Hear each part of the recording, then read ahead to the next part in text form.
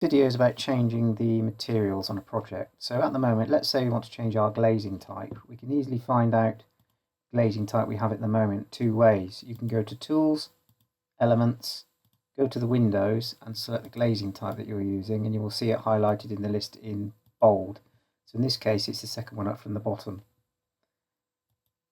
So if I want to change from one glazing type to another, I merely go to Edit, Globalchange Elements.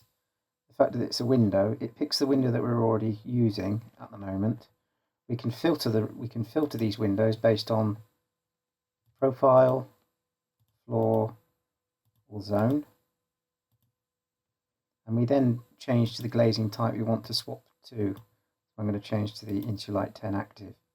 Select OK, and that means every glazing type of the previous window will be changed to the new one. So then if I select any space, go into the face data, go into the wall and then select the windows, it's now using the new glazing type.